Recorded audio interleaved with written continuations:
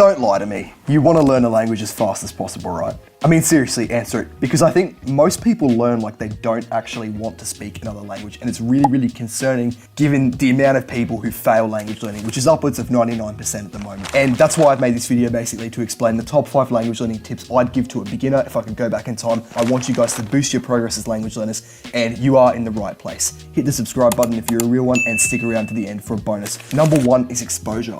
Everyone is afraid of hard work effectively, and I think if you've tried reading in the language you're learning, you've probably found it really hard. But the thing about that is you can't give up. When you try and read something and you can't understand the words in it, for example, that's called learning. If you think back to when you were a baby, for example, you didn't actually know any words in any language at all. You had to listen to your parents basically. They read to you every night, they talked to you, you heard people talk around you, and eventually you picked up the language over time. We lead very, very busy lives nowadays, and people don't have the patience to read things they don't understand. And of course, that is why most people don't learn a language. So if you want to learn a language, there's a thing called familiarization, which is basically, even if you don't understand what words mean, it is actually still helping you learn, even if you don't think it is. So over time, by listening to things and by reading things you don't understand, you are actually becoming familiar with the sentence structure, you're recognizing patterns, you're seeing common words and remembering them.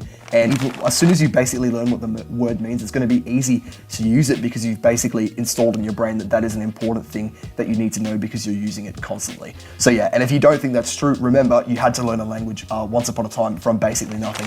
One thing I will talk about as well is high versus low intensity listening. So we've talked about reading here. Listening is kind of in the same thing. A lot of people don't want to listen to people speaking the language they're learning because it's either too fast or they can't understand. You don't want to listen to something ridiculously hard that might not be helping you, but even then it is still actually useful. So high intensity listening is basically where you are focusing exactly on what the person is saying, probably how you're listening to what I'm saying now, and you're understanding every single word with it. That is really, really frustrating and hard to do when you don't understand what the person is saying, but you can still do it. Another thing you can do is low intensity listening, where basically you have the dialogue or whatever on in the background while you're, for example, running, working out in the gym, and even though you're not actually concentrating on it, you're doing something else, just hearing it in the background is subtly, familiarizing yourself with that language, even though you're not focusing. And you should try and do a combination of both of these things. So low intensity listening when you're running or walking, anything like that, you can just have it on in the background, listening to it, even if you can't understand. That is familiarizing yourself with that language. And high intensity listening, even if you aren't actually understanding everything that's being said or even the general meaning, you might be able to pick out 1 in 50 words, or maybe not even that. It's still useful to listen to it, and you will actually notice over time, you will actually make that progress faster than you believe. And not only does it help you with learning, but it also builds grit because you'll be able to sit through things that are difficult, and that is one of the best skills you can learn. So yeah.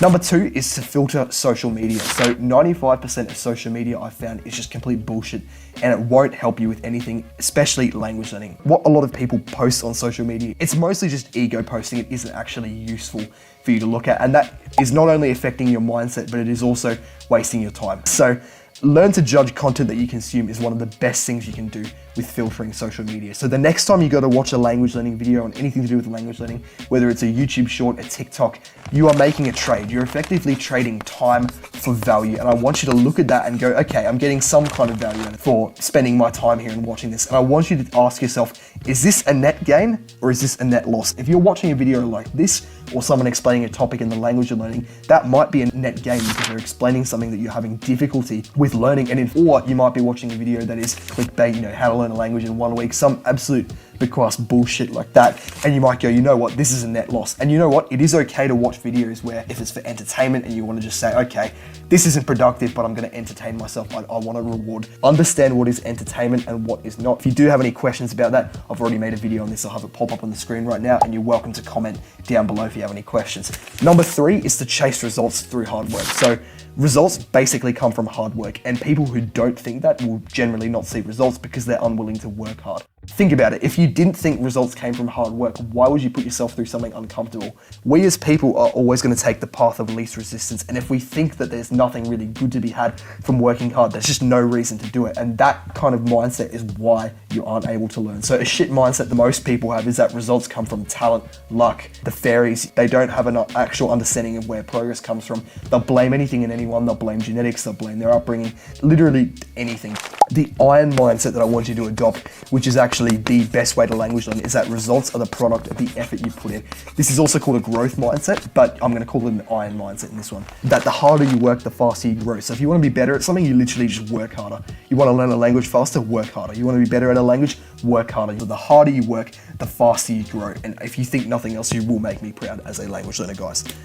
Number 4 would be progress equals problem solving. Don't scare yourself shitless worrying if you're wasting time, because there really is only one thing you need to know about making progress in a language, and that the progress formula is basically solving problems. So when you want to learn a language, for example, the problem is obviously you don't know the language. That's fairly straightforward.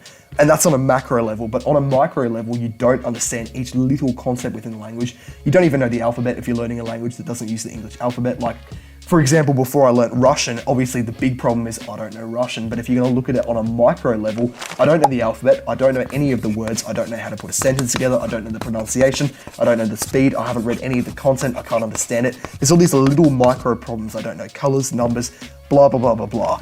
That is actually what language learning is. It's a bunch of micro problems stuck together. And to make progress, you gotta solve problems one after another. And the more problems you solve on repeat, the better you get. I'd say you find the biggest problem at any one time and literally just solve it. So, for example, say you're studying a new language and it uses an alphabet that isn't the English alphabet, like you're learning Russian, Greek, Arabic, Mandarin, maybe not Mandarin, but yeah, anything that doesn't use the English alphabet. Your biggest problem would probably be you need to learn the script of that language. You need to learn the alphabet so you can read in it and pronounce it correctly. So that would be your biggest problem, and that would be what you throw your full weight behind and beat. And then once you've learned the alphabet, obviously you're going to continue using it, so you've got repetition right there. But you'd have to find the next biggest problem, like maybe you don't know any greetings. That's where you want to start. That would be your next problem, and that's where you move on to. And you'll find that if you just continually find your biggest problem, smash it, find your biggest problem, smash it, you will make progress in a language. If you have difficulty finding the problem, ask yourself, what are you stumbling into the most that's causing you the most pain? That is generally the biggest problem. If it's a tie, flip a coin. If you're not sure, Google it, pick something, doesn't matter. And then the other part of that is basically smashing a problem. There's a bunch of different ways to beat a bunch of different problems, but I think repetition and just practice over and over again, getting it into your brain is the best way to do it. Another example would be if you're trying to remember tricky vocab, you'd basically want flashcards, repetition, practice again and again, day in and day out, and that is how you'd make progress. Track your progress as well, guys. Keep a notebook and stack wins. Win stacking is the best way to build motivation and confidence, because you will see that you are making progress, and that is how you move forward effectively. So yeah, number 5, be confident but not arrogant. Confidence is killer effectively. You will go far with confidence, and I think a lot of people they're not confident to speak to other people in the language. The thing is, you have to stretch your comfort zone, and this means talking and doing things that are in fact hard. And it is a little bit of discipline as well, because you have to kind of do things you don't like. Confidence is to progress, I found, as oil is to an engine. If you're not willing to be confident and be disciplined, you're not going to make a lot of progress in a language. However, you mustn't go too far and be arrogant. This isn't probably hard to say. I don't know if this is as big of a problem in language learning, but it definitely is in a lot of other things. Just because you've learned a bit doesn't make you a master language learner. You're a student. So just be honest about what you know. Don't claim you can speak a language when you've learned greetings and colors, because you can't. But yeah, I found if you stay hungry and humble, and what I mean by that is you keep wanting to learn and you're willing to learn from anyone who can teach you, you will make me proud, and you will basically keep making progress. The bottom line is these 5 things. So expose yourself to tricky content, is number 1. Number 2, filter social media and basically gain value for your time. 3, chase results through hard work. 4, progress is problem solving. 5, be confident, stay hungry and humble, keep learning, and don't be arrogant effectively. Bonus, the first person to comment the language they're learning as well and why they're learning it, plus 1 bonus tip they think, a 6th tip, will get to plan at my next video and basically, say what they want the video to be about, tell me what they want me to talk about, and they'll receive a shout out as well. So definitely comment first down below.